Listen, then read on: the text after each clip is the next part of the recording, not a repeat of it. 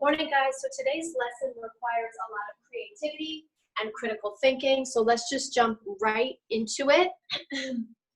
Make sure if at this point you have not yet done the RTL, you pause this video, go back and do the RTL, because the RTL sets up the kind of thinking you need to really be critical, to really be focused with the terms in the learning target. Okay, so let's get right into it. I will be able to evaluate whether the Nuremberg trials provided justice after the Holocaust, right? So Holocaust is a term that should be familiar to us from 2 weeks ago. We know the Holocaust was a type of genocide, right? Genocide, we talked about how we can break down this word. If the word ends in C-I-D-E, such as suicide or homicide, it means killing or murder. We also said that the prefix of this word, G-E-N, if the word starts with gen, it's referring to a certain race or ethnicity. So if we put it together, if gen means race or ethnicity, side means killing, put it together, genocide means the killing of a certain race or ethnicity. Race, ethnicity, okay? We know that during the Holocaust, Hitler was responsible for murdering over 6 million Jews, as well as 5 million other minorities, including people who identified as LGBTQ, people who had disabilities. And people were killed because of their race or their ethnicity, or because of their status. And we know that from our study of the pianist and the Holocaust about 2 weeks ago. We've also heard this term Nuremberg before. You might remember towards the beginning of our unit, we studied the Nuremberg laws.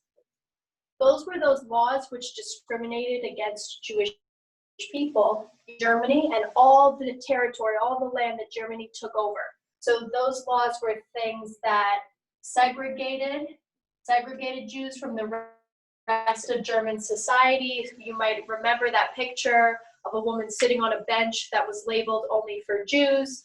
The Nuremberg laws also limited the amount of money that Jewish families could keep for themselves. The Nuremberg laws also limited the kinds of jobs Jews could have. Nuremberg laws also prevented marriage. Jews and Germans could no longer be married. So we know this term Nuremberg from the term Nuremberg laws. And we need to keep that in mind as we move forward with today's lesson. Now, before we go ahead and create our focus question, it's clear from what I saw in yesterday's work that we need a slight review of World War II. So we're gonna do a super fast, like 3-minute review of the major events of World War II. After which, I'm gonna show you a quick video that gives us a visual of what the Nuremberg trials were, because I'm not gonna explain that right now. Before we move into the video for today and the activity, I'm actually gonna do a quick 3-minute review of everything we've learned so far in this unit. So here it comes. So we are now at the end of our World War II unit, and we have studied a whole bunch of events leading up till then. Event 1, Germany starts to invade other countries in Europe, specifically Czechoslovakia and Austria. That's like the late 1930s. Then we go to event 2. Germany keeps getting more and more aggressive, but nobody wants to do anything about it. Other European countries are like, we just fought in World War I, I don't want to be bothered with this. Eventually, though, Germany invades Poland, 1939, and then at that point, let's look at our Allies axis chart. At that point, Great Britain and France decide, oh, you know what? We got to get involved in this. We got to officially challenge Germany, Italy, and Japan. Oops, this was blue. I'm just going to write GB for Great Britain and France. All right, so now it's Great Britain and France versus Germany, Italy, Japan. Germany just invaded Poland. Let's go to event 3. Japan bombs Pearl Harbor and the US enters World War II. That's 1941. Now, finally, the US has decided, okay, we'll become involved in this conflict as well. At first, the US tries to stay out, tries to stay neutral, but that doesn't last very long. Right after the bombing of Pearl Harbor, we go to event 4. Event 4 really starts in 1942, and the US creates those Japanese internment camps. The US rounds everybody of Japanese American descent up and places them in prison camps. And Japanese American families, full US citizens, are forced to live there for years. Then we go to event 5. The fighting is going on, and it's clear that Germany and Italy and Japan, the Axis powers, are not going to win. Germany and Italy eventually surrender. Hitler is found dead, probably because of suicide, but Germany and Italy surrender by like 1944. Okay, Germany and Italy are out. Now it's Great Britain, France, and the US versus Japan.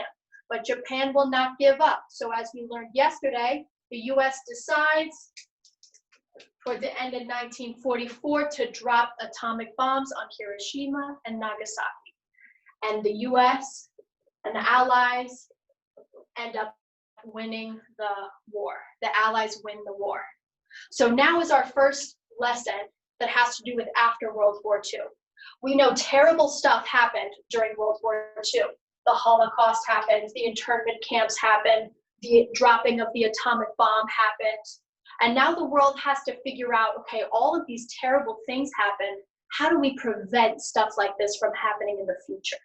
So our job today is to study an event, the Nuremberg trials, that were supposed to prevent things like this from happening in the future. So first, I've got a quick video that gives us a nice visual overview of what happened during the Nuremberg trials. Right after that, I'm going to switch to explaining what you are doing for your main activity today. It's 1945 and World War II is over. Adolf Hitler is dead. So are his top lieutenants, Heinrich Himmler and Joseph Goebbels. But dozens of high-level Nazis are still alive and in prison. What do the Allied powers do with them? They take them to court in their own backyard. The Nuremberg trials were a series of international prosecutions that decided the fates of Nazi war criminals. Why hold these trials in the German city of Nuremberg? Well, for one, unlike a lot of German towns, Nuremberg was relatively undamaged by the war. And, just as importantly, the city had been the site of several infamous Nazi rallies. Prosecuting Nazi leaders there brought a symbolic closure to the Third Reich. The trials were administered by the 4 principal nations of the Allied powers: the United States, Great Britain, the Soviet Union, and France. However, each of these countries had their own laws and legal system, and had to settle on a common framework of justice. They couldn't try each defendant 4 different ways. So in August of 1945, they all sat down and hammered out the London Charter of the International Military Tribunal. With the London Charter, the Allies agreed that the defendants would stand trial and be allowed to have their own defense attorneys. Instead of a single judge, there would be a tribunal, 4 judges, 1 from each Allied country. The London Charter also defined the 3 major charges each criminal would face: crimes against peace, like planning and starting a war crimes, such as killing POWs, and crimes against humanity, in other words, killing civilians, as the Nazis did during the Holocaust. The trials lasted at Nuremberg from 1945 to 1949, but the highest profile cases were brought to court between 1945 and 1946. This period was known as the trial of the major war crimes. Among the 22 Nazi leaders on trial at Nuremberg were Gestapo founder Hermann Göring, Deputy Führer Rudolf Hess, Nazi Foreign Minister Joachim von Ribbentrop, and the German architect Albert Speer. 2 additional Nazis had been indicted, but one, Labor Chief Robert Ley, killed himself before the trials. The other, weapons manufacturer Gustav Krupp von Bohlen und Halbach, was declared mentally unfit. He was senile. Starting in November of 1945, the tribunal heard testimony and reviewed evidence for 216 court sessions. The horrors and crimes of the Nazis were put on display for all the world to see. In October of 1946, the court handed down its verdicts. 12 death sentences, including those for Goering and Ribbentrop. 3 got life in prison.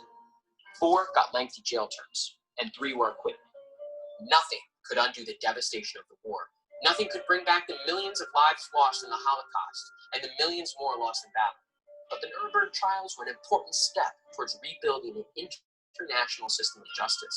They established important legal precedents for future international trials, including those for Japanese war criminals and for trials decades later in Rwanda and the former Yugoslavia.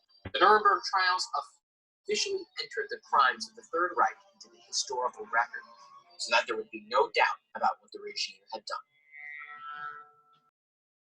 So your job today is to figure out whether these trials of the Nazis actually served justice after the Holocaust. Directions. In this activity, you will be given a series of facts about what the Allied leaders wanted to do with Nazis once World War II was over.